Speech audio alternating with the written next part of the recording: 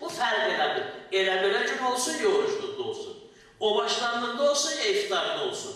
Avqust ayında olsun, ya sentyabr ayında olsun, fərq eləməz. Mən çox ağır gün keçirmişəm, mədəni doldurmuşam ağzına qədər. Ya çox ağır gün keçirdəcəm, o başlandıqda mədəni doldurmuşam ağzına qədər, ya da ki, elə belə adi aylarda getmişəm, məsələn, birinin toyuna, qonaqlığına, yerə evdə mədəni doldurmuşam ağzına qədər. Bunun heç bir fərqi yoxdur. Oruc olmaq, sabah günüm ağır olacaq, büyük ağır gün keçirdəcəm, bu dəlalət eləmir ki, insan mədəsini ağzına qədər doldursun. O mədə indi 2 kilo tutsa, 2 saat davam edir. Sən də ona normadan artıq yükləsin, bu zil 130 deyil ki, 130 necəydi, ona məsələn 5 tonun əvəzinə 7 ton vurasan. Ya qazel 3 deyil ki, 3 tonun əvəzinə 4 ton vurasan.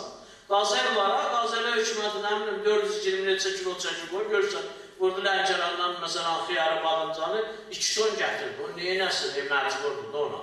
Niyə məcburdur? Çünki bu yetimləri yedizdirə gəlirlər. Bu bir dənə şoför tək öz balalarını saxlamır, millətin balalarını saxlayır. Görünə də yetim yersiz dolandırır. O da məcburdur, travma yük vursun ki, bunun elə bir 80%-in bu yetimlərə xərcləsin, o 20%-ində, 10%-in maşına, 10%-ında özünü aparsın. Bu mədədir, qardaş. Bunun ümumi tutumu olar, məsələn, yarım kilo yarım, məsələn, 1 kilo. Buna sən nə qədər narkotika versin, qaylı nəzərə al, pastavoy nəzərə al, nalotu nəzərə al, nəqliyyat nazirliyi nəzərə al, ondan sonra baytarlığı nəzərə al. Bunlar hamısını nəzərə alsınsa, mərmə 200 qram patalokda artıq vura bilərsən. Bunun 2 kilolu 9-da tamam olursa, 200 qramı nə olacaq? O 200 qrama görə Allahla aranı vurmaq olmaz.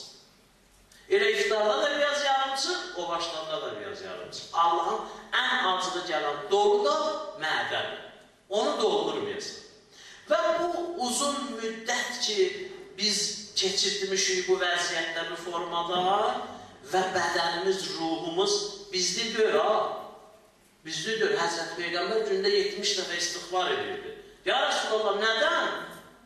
Böyük alimlərdən biri deyir ki, yeganə o şey ki, Peyğəmbərin istiğfar eləməyinə səbəb olmuşdu, o münafiq kişilərin ki, kişi deyəndə ki, erkəklərin gözünə baxırdı, ondan Peyğəmbərin qəlbinə, vücuduna təsir qoymamaqdan ötürü istiğfar edirdi.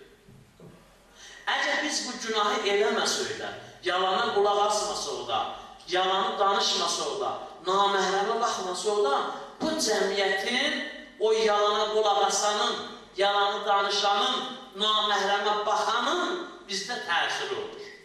İnanın ha, baxmasa o da, baxan bizdə təsir qoyur. Niyə günahkardır da? Münafiq günahkar deyil, bu da bir günahkardır. Nifaq da bir günahdır, naməhrəmə baxmaq da bir günahdır. Yalan danışmaq da bir günahdır. Mündar, nifaq biraz bundan ağır günahdır. İndi, əgər münafiqə baxanda Peyğəmbər qorxurdusa, bunun qəlbində təsir qoyacaq 70 dəfə istiğfar edirdi.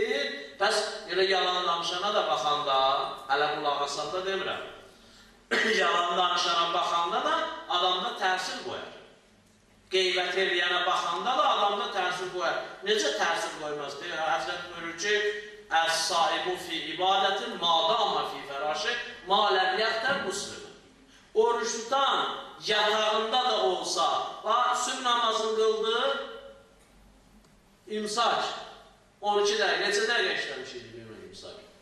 17 dəqiqə, imsak, 27-də də nə? Namaz.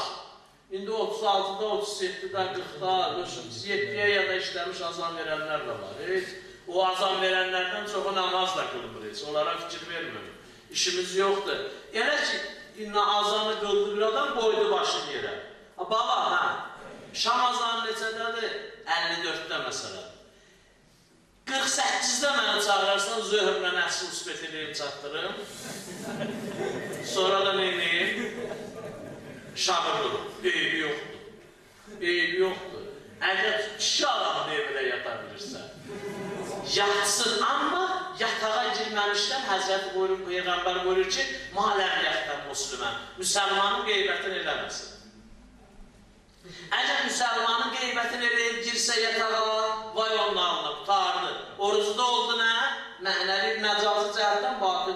eşitmiş son dəfələrlə. Qeybət eləmək, ölü əti yemək kimi bir şeydir. Yəni, Quran deyir ki, ölmüş qardaşın ətini yeməyə bənzəyir. İndi oruc ağıza bir adam qeybət eləyirsə, elə bir növ bir ölü ətin yedi, orucu batil elədir. Axşama qədər az qalacaq, amma axşamda heç nə olmayacaq əlində, savab cəhətdir. Həzrət buyurur ki, əgər sübü qılıb axşama qədər yatsa belə maləniyyətdən müslimən, əgər müsəlmanın qeybətini eləmirsə, fi ibadətdən. O dediyimiz formada, hətta o 4 dəqiqəni biraz da azaltsa, yenə Allah ona ibadət yazacaq. Çünki məşhur o xütbədə ki, mən elə istəyirdim biraz qarışdıram, onlardan danışam, çox qarışdırdım, heç onlardan danışamadım. Həzrət buyurur ki, ənfasikum fihi təsbihum. Da nəfəslərin zikridir. Elə belə vaxtda demirsiniz, Subhanallah, Subhanallah, Elhamdülillah, Allahu Ekber, La ilahe illallah. Hansı zikri deyirsən deyir. Orucluqda da nəfəs ki, alıram, oruçludan. O özü zikirdir. O Subhanallahı deməsə də nəfəs almağı zikirdir. İndi o nəfəs almaq, yatanda da ki, nəfəs alır, o da zikirdir. Nomukum fihi ibadətun və ənfasukum fihi təsbihun.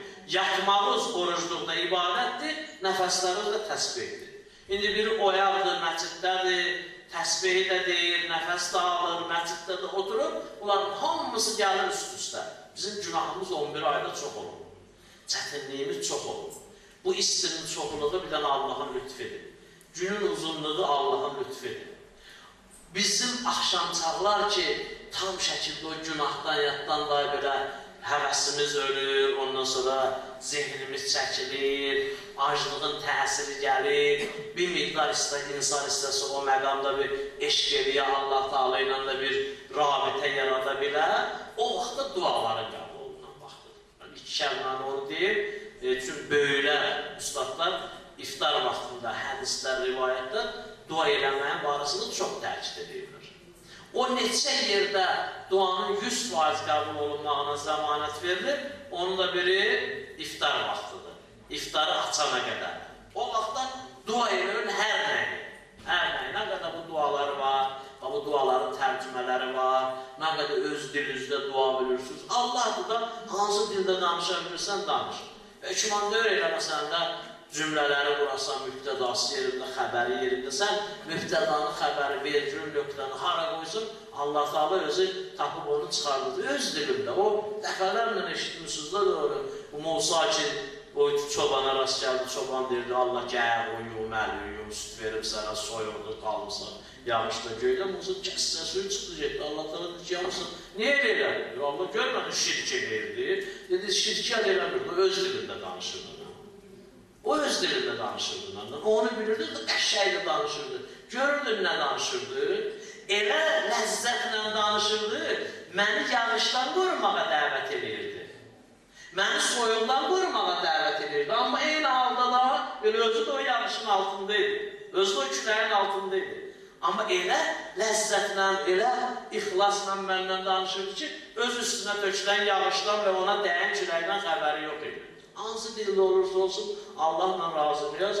9 günü getdi, qaldı, yay 20 günü, yay 21 günü belə, o cürədir də məsələ.